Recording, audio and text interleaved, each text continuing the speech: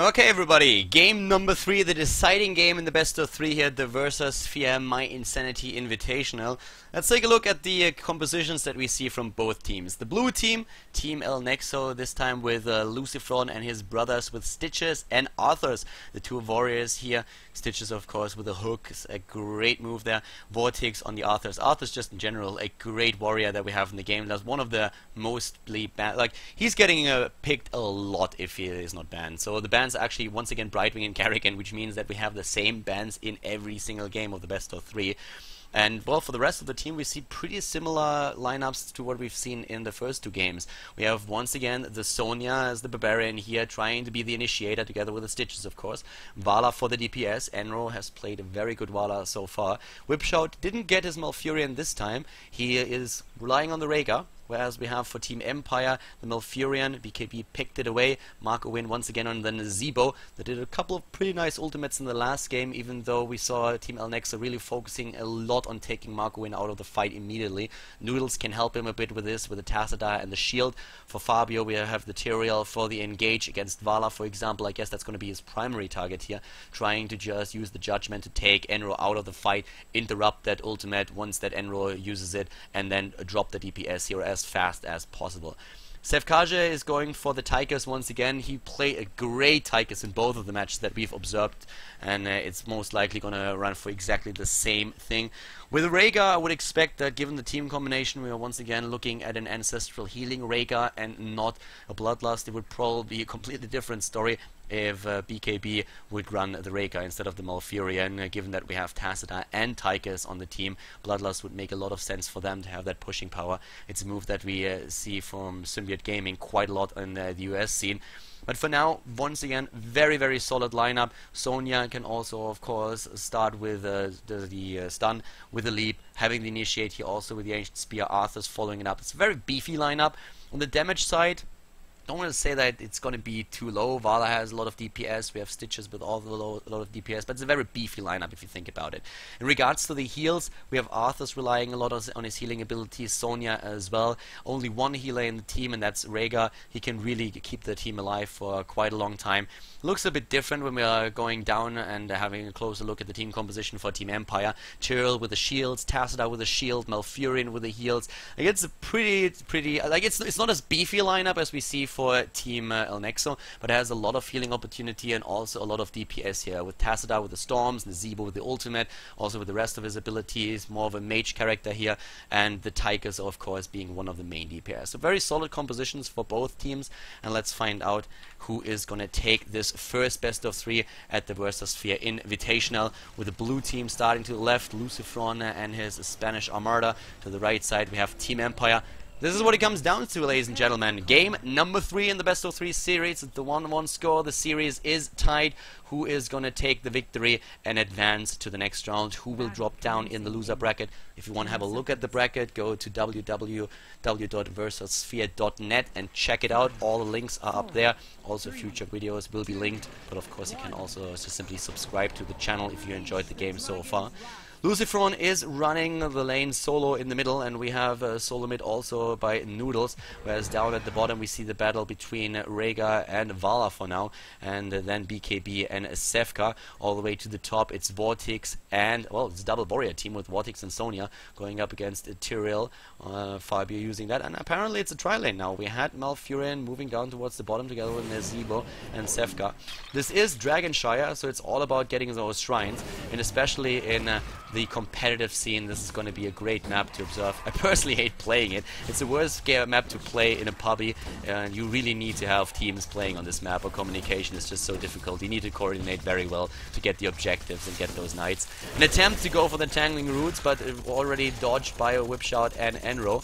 We have to the top the attempt to drop Fabio, of course, but it's very unlikely to happen, even though both of those heroes are very good engaged. He should be able to just jump back, but you can really see both of them just waiting for an opportunity opportunity to jump in all the way to the bottom. Oh, there it is actually. Trying to move in. Nope. Fabio not getting any damage done, but down at the bottom, always the threat of being entangled, and with all the DPS that we see with Marco win, and also of course the zombie wall that he could drop, it's a very, very difficult lane to win there. So both lanes, the middle and the top for Team Empire, just soaking EXP, whereas the bottom lane is the one where they really apply pressure and try to get a victory. There's absolutely no way for Fabio to really get the shrine here against the two heroes that he's facing, and that the bottom lane, the trial makes a lot of sense so that you can grab the additional golems there as well. Positioning, that's what it's all about, and positioning yourself very strong on the bottom lane gives you access to the siege golems that you can then drop and have a bit of pushing power, and that allows you actually to just move then to the top and maybe claim another shrine here. Rehgar and Vala trying to look for an opportunity to control the bottom shrine. Not really successful, but it's a low, yes, nice wall of zombies here against the first tower. And it's super difficult for them to really engage this. I mean, look at the pressure that we see coming out of Team Empire here. It's just absolutely impossible for Team Elnexo to do anything about it without sending a third hero down to the bottom. There's just way too much DPS, and that tower just stands no chance there. Double shrine now taken, with Fabio sneaking it in at the top, since we saw Sonya converge. The attempt to really get the dragon. Oh, is he getting it off? There's the slam by Lucifron, denying it for now. The battle at the top, trying to get the shrine control back for Team Elnexo, but in the middle, it's still the battle between Lucifron and the two heroes. Does he go for another slam? Yes, in the last second he gets it. At the top, Fabio had to move back against Arthur's. Vortex grabs the shrine. Down here at the bottom, it's a different picture though. The siege golems are still alive, dropping the second tower, and a very, there's so much pressure here. I mean, another wall of zombies against the fort, and this is the time where Elnexo really has to move down to the bottom, and that's exactly what happens here. With the Barian trying to get a quick kill off, but a nice entangle, and Marco win, and his allies getting in the damage. Fabio and Vortex still battling it out on the top, but we have the Night Camp now pushing in for Team Elnexo, and Fabio has to deal with that first. So suddenly it's also up to Sefka and Marco Win to just, yeah, get some counterbalance in the game, with another siege camp being taken here. We see the same also for Team Elnexo, with the siege golems being taken at the left side. The mercenaries here being tanked by, I guess he getting the ancient spear off. I was about to say by Sonya getting the tank against the siege golems, and then Vala going for the DPS. But now it's a massive battle down at the bottom of the map, whereas all the way at the top we see Fabio being dropped. Oh! Is he going down? He goes down. Vortex with the Envenom is dropping him in the last seconds. Well done here. Wins the lane and pushes in the gate. Whereas we see it to the bottom of the map, still that pressure coming with the siege golems and the tri lane. Using that to maybe even drop that 4. The first kill for Team Elnexo. Nice dash back, but here comes Sonya. Does he get the Ancient Spear? The hook attempt by Lucifron. It's 4 versus 2 at this point. Sefka is being dropped with a nice Ancient Spear.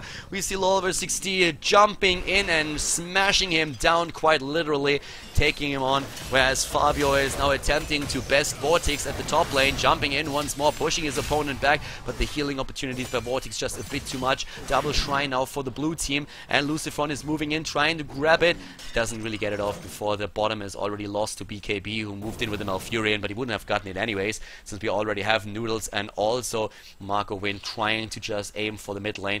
And it's actually the top lane that they want to secure here. We have Vortex moving in, and as suddenly Sonya is appearing too, Marco Win is in trouble. Here comes the Envenom, and Marco Win goes down. What about Vortex though? He's being pursued, but he saves it for now. We have in the mid lane 3 heroes active for Team Empire, 3 kills already for the Spanish team, the Spanish Armada, the brothers. They are fighting. They need another victory here if they want to be successful in this first best of 3 of the tournament. Here comes Sonya though, and Sonya is in trouble. There's no way for Rehgar to really help out with a heal. There are 4 heroes against 1, at least initially, and therefore Sonya goes down.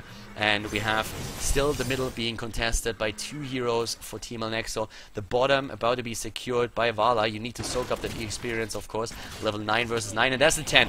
There's the 10. This is the time to really try and engage in a battle with your heroic abilities. How long until Team Empire has their own 10s? They're trying to battle here, but we have, as you can see on the minimap, the heroes for Team Elnexo starting to maybe man up for a team fight. It's 4 heroes down at the bottom map for Team Empire. Now they want to get the experience to get that 10th level and get their own heroic abilities up. Not really eager to join into the fight. The attempt to hook, and there it is, and the Gorge! The hook and the Gorge, the dimensional shift, not saving Tassadar. Tassadar trying to escape with the shield, doing a great job. Oh, the Ancient Spear misses, but the jump by Sonya using the ultimate ability to really get that off. Says like, alright, we'd really try to do that without it, but if I need to, then I'm gonna sacrifice my leap and I'm gonna take you on. That kill is mine.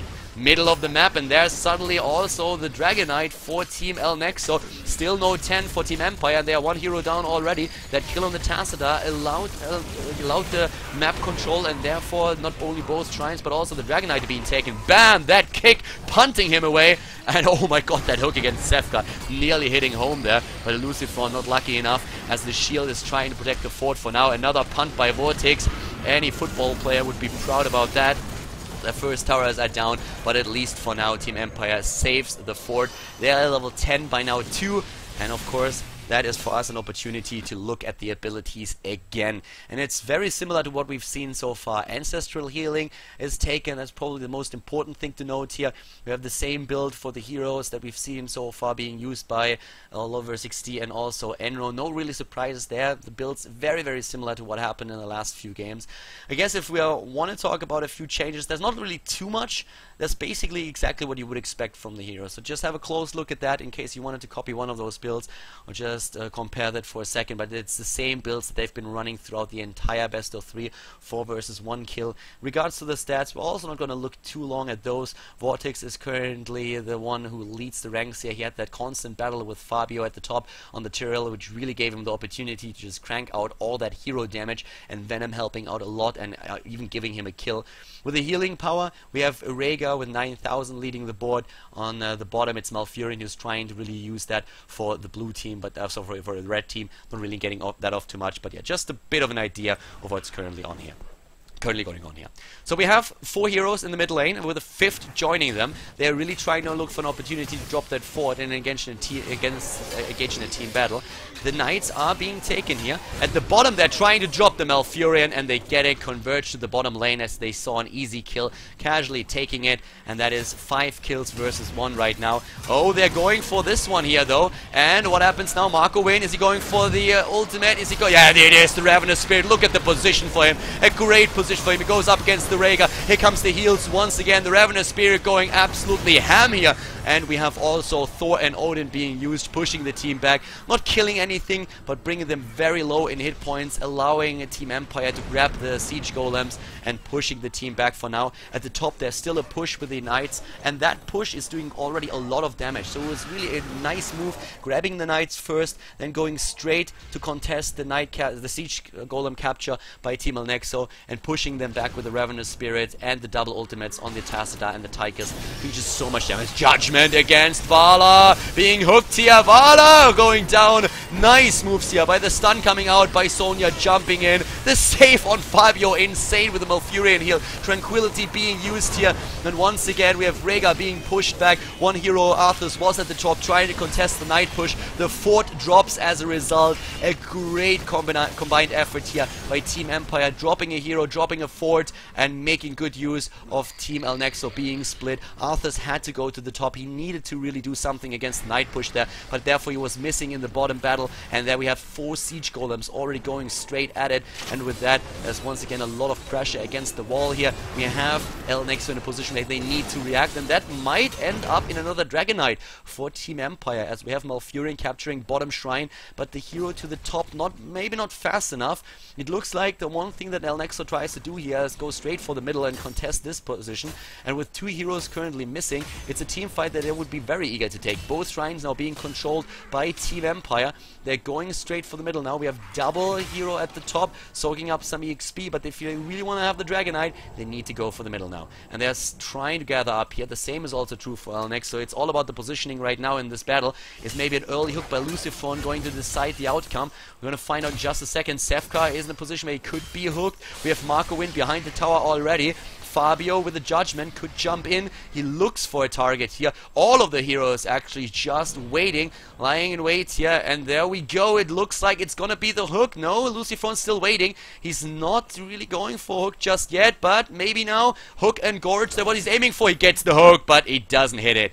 tries to get it off, and now suddenly it's time for Fabio. Is he going for the judgment? He doesn't want to go for the Arthurs though. He wants to grab Vala. Vala is all the way at the bottom, an attempt to grab the Dragon Knight to sneak it in. The Howler Blast already being used. At the same time, here comes the jump against Sefka. Sefka immediately being shielded, and Tychus and also Tassadar going for their forms. Vala is being dropped. Oh my god, Vala moving back and dying. Vala dying first. The DPS is suddenly gone. Tassadar still being attacked. We have Marco Win trying to do something and moving back, being poisoned, not going down. Noodle still surviving. Oh god, Rhaegar being dropped, and the only survivor for now is Vortex. He's trying to move back. Fabio about to grab the Dragon Knight, but is he maybe even going for Vortex first? No, he's dropping it because Marco Win moves in and gets the Dragon Knight instead. They have still 5 heroes up, and that was a great fight for them. A great battle. The hook was down. They were able to take Vala out nearly immediately. Vala dropping first. No DPS any longer. The shields insane by the Tyrell, and of course especially the Tassadar, Odin form and Archon form supplying the damage. And they just dropped the entire team here. The stun against, especially the stun against Sefka that we saw from Sonya was great, but immediately all of the other heroes going in for the shields. But suddenly great hook by Lucifron. Sefka attacked and taken down. Marco Win was trying to move to the top with a Dragon Knight to maybe drop another fort. That didn't really work out. Suddenly it's a 4 versus 5. They don't really want to fight it. They're moving back with the Dragon Knight. They are just saying, okay, we are level 15, you're 14, we got the kills, we dropped 2 forts. That's enough for now. We can just wait the Dragon Knight out. You guys can't attack into us as long as we have that. We can wait for our DPS, for our ranged DPS to be back in the game. They need the Tychus, and they know it.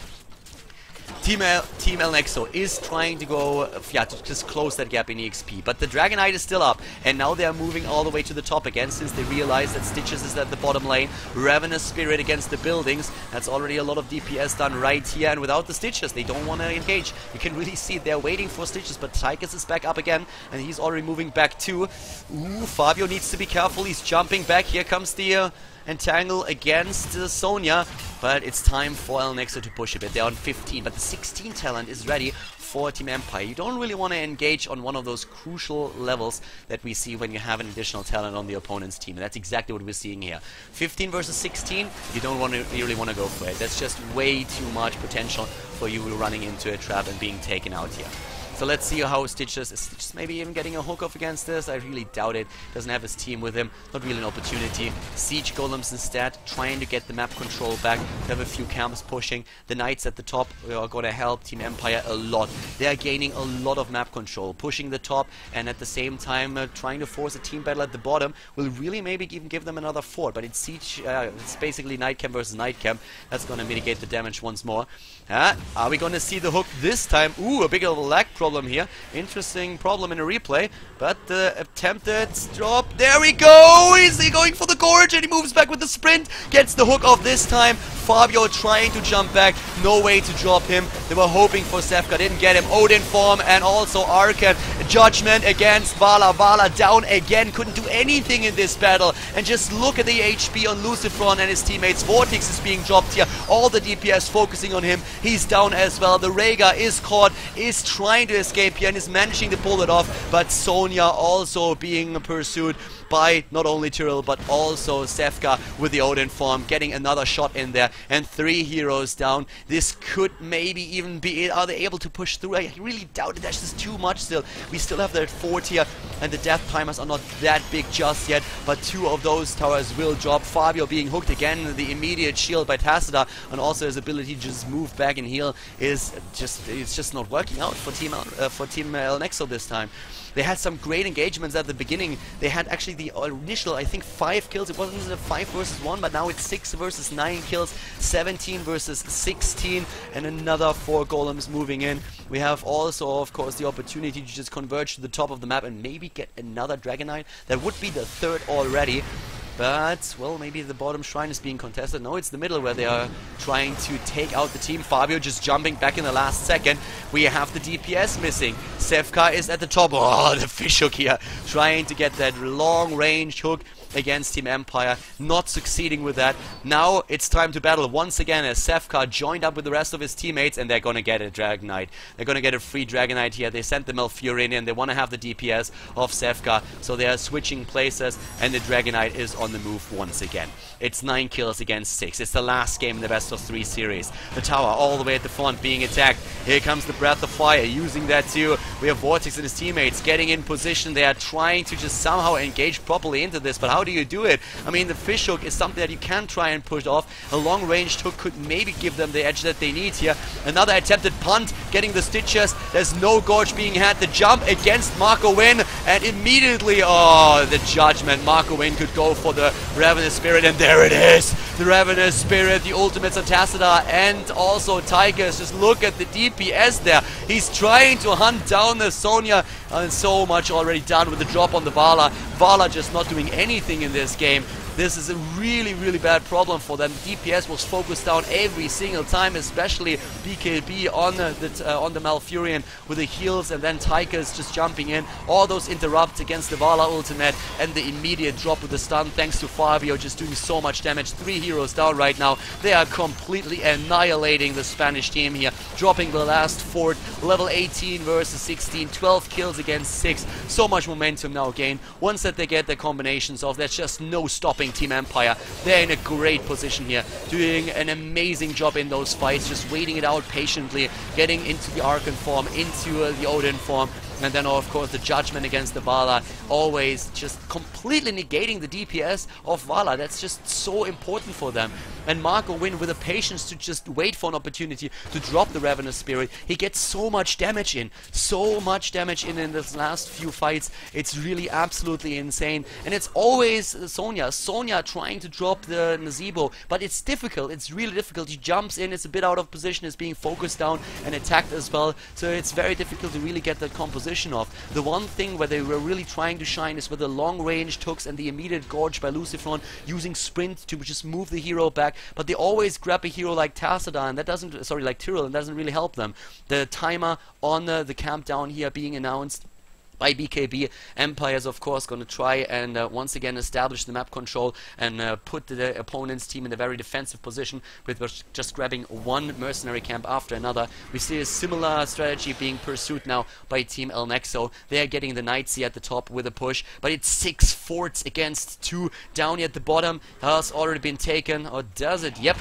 Nazeebo is going for it. The rest of the team still lying in wait. They can't really engage and they know it, but they want to just give Nazeebo the time to get the camp, and they're gonna get it for sure. The first siege golems are already down. The shrines are up again. Another Dragonite maybe for Team Empire. Oh, the long range took, but not hitting anything. Lucifron not getting the best hooks off in this game. Mostly missing them, and if he gets someone, it's mostly Tyrell, who immediately reacts with the shield. Can always then jump back.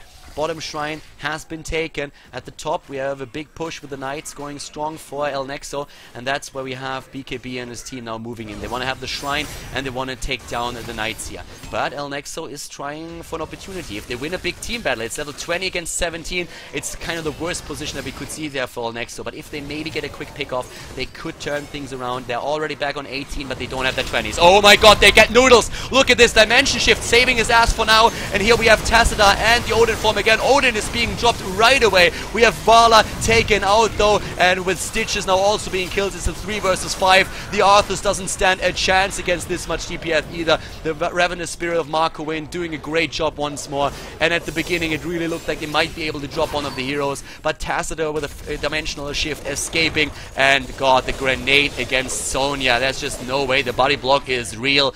Sonya being dropped, and it's a 5 versus 1 right now. What a battle. Vala just completely negated in the entire course of the match, and this core is gonna be dropped. Team Empire with a 2-1 victory against El Nexo. GG, and well played. A great composition that we saw for the Russian team.